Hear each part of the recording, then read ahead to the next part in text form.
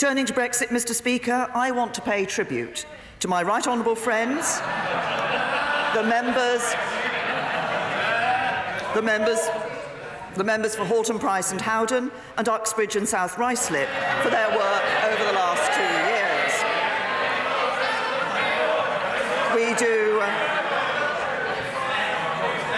We do not agree about the best way of delivering our shared commitment to honour the result of the referendum, but I want to recognise the work of the former Secretary of State for exiting the European Union, for the work he did to establish a new department and steer through Parliament some of the most important legislation for generations. And similarly to recognise the passion that the former Foreign Secretary demonstrated in promoting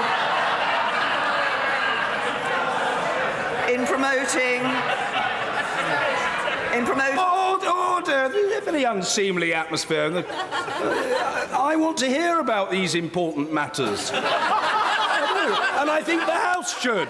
The Prime Minister. Thank you.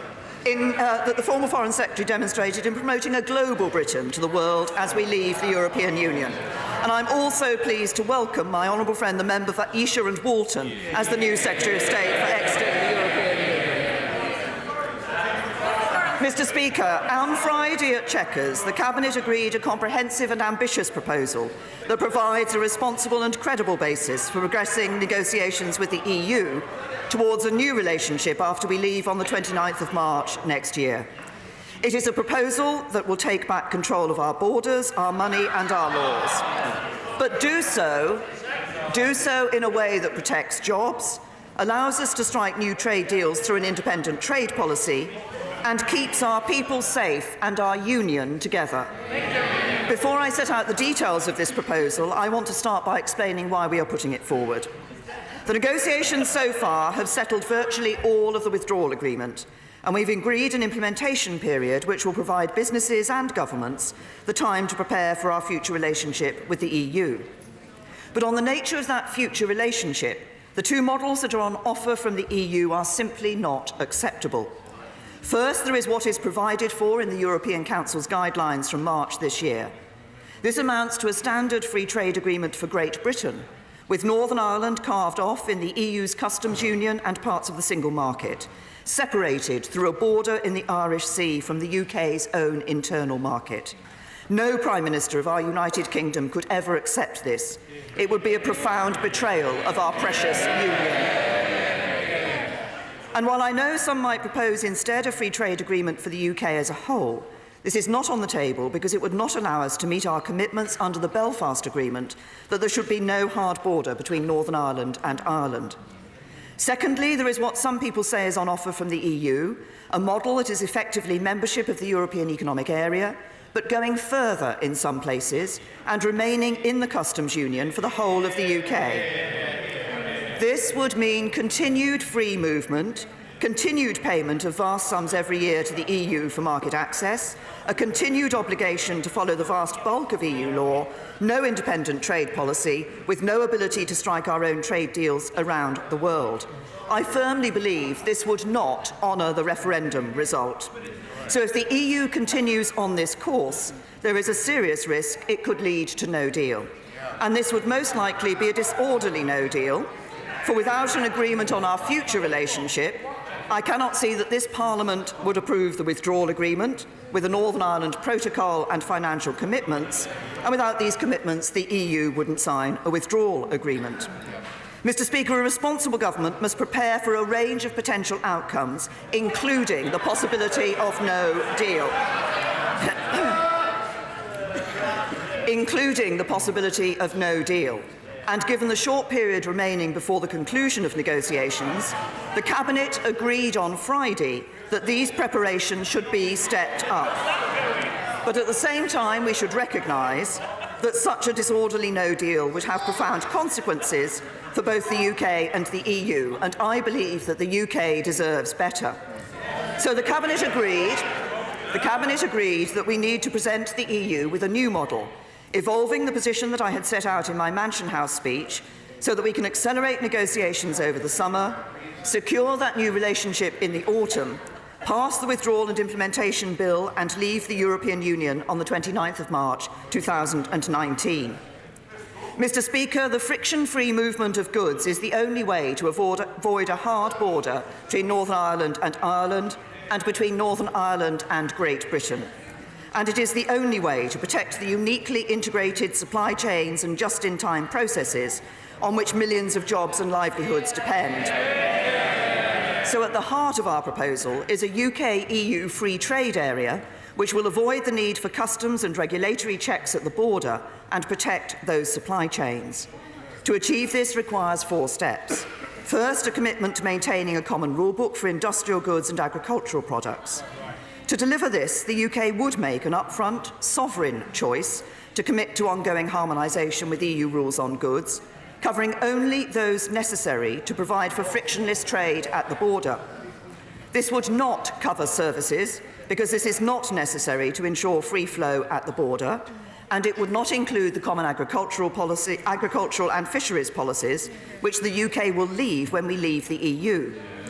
The regulations that are covered are relatively stable and are supported by a large share of our manufacturing businesses. And we would continue to play a strong role in shaping the European and international standards that underpin them. And there would be a parliamentary lock on all new rules and regulations, because when we leave the EU, we will end the direct effect of EU law in the UK. All laws in the UK will be passed in Westminster, Edinburgh, Cardiff and Belfast. Our Parliament would have the sovereign ability to reject any proposals if it so chose, recognising there will be consequences, including for market access, if we chose a different approach from the EU. Second, we'll ensure a fair trading environment.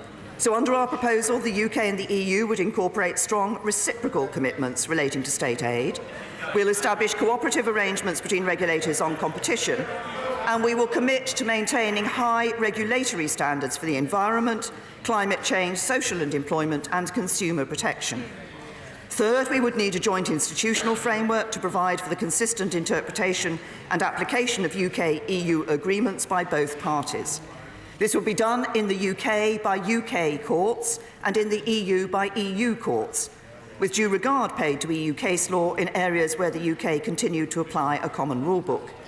This framework would also provide a robust and appropriate means for the resolution of disputes, including through the establishment of a joint committee of representatives from the UK and the EU.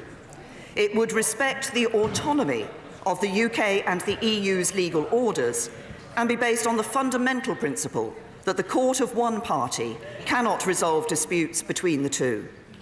Fourth, the Cabinet also agreed to put forward a new business-friendly customs model, a facilitated customs arrangement. This would remove the need for customs checks and controls between the UK and the EU, because we would operate as if a combined customs territory. Crucially, it would also allow the UK to pursue an independent trade policy. The UK would apply the UK's tariffs and trade policy for goods intended for the UK, and the EU's tariffs and trade policy for goods intended for the EU. 96% of businesses would be able to pay the correct tariff or no tariff at the UK border, so there would be no additional burdens for them compared to the status quo, and they will be able to benefit from the new trade deals that we will strike. In addition, we will also bring forward new technology to make our customs systems as smooth as possible for those businesses who trade with the rest of the world. Some have suggested that under this arrangement, the UK would not be able to do trade deals. They are wrong. When we have left the EU, the UK will have our own independent trade policy, with our own seat at the World Trade Organization and the ability to set tariffs for our trade with the rest of the world. We will be able to pursue trade agreements with key partners, and on Friday, the Cabinet agreed that we would consider seeking accession to the Comprehensive and Progressive Agreement for Trans-Pacific Partnership. Mr. Speaker, our Brexit plan for Britain respects what we have heard from businesses about how they want to trade with the EU after we leave, and will ensure we are best placed to capitalise on the industries of the future in line with our modern industrial strategy.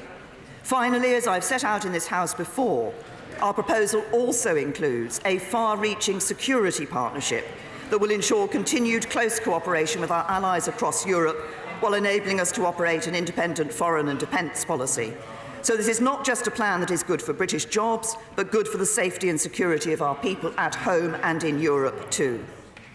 Some have asked whether this proposal is consistent with the commitments made in the Conservative manifesto. It is.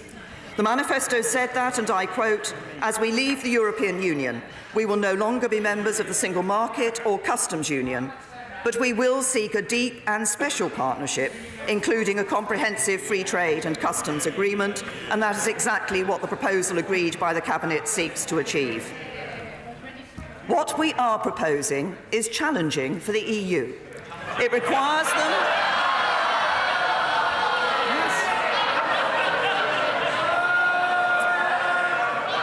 It requires them to think again, to look beyond the positions they've taken so far, and agree a new and fair balance of rights and obligations.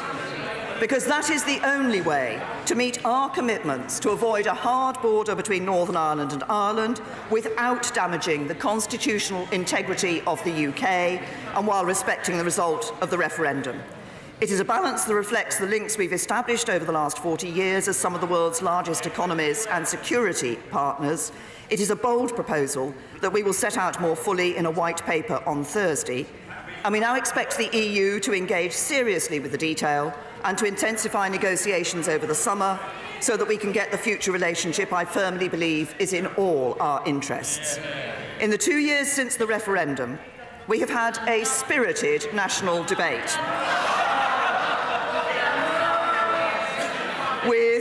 with robust views echoing around the Cabinet table as they have on breakfast tables up and down the country.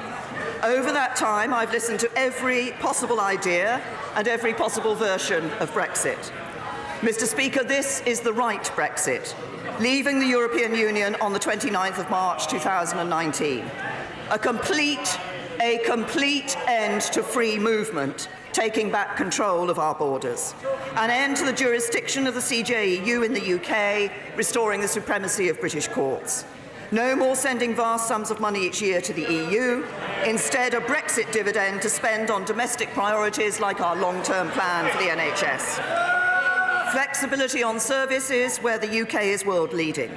No hard border between Northern Ireland and Ireland or between Northern Ireland and Great Britain.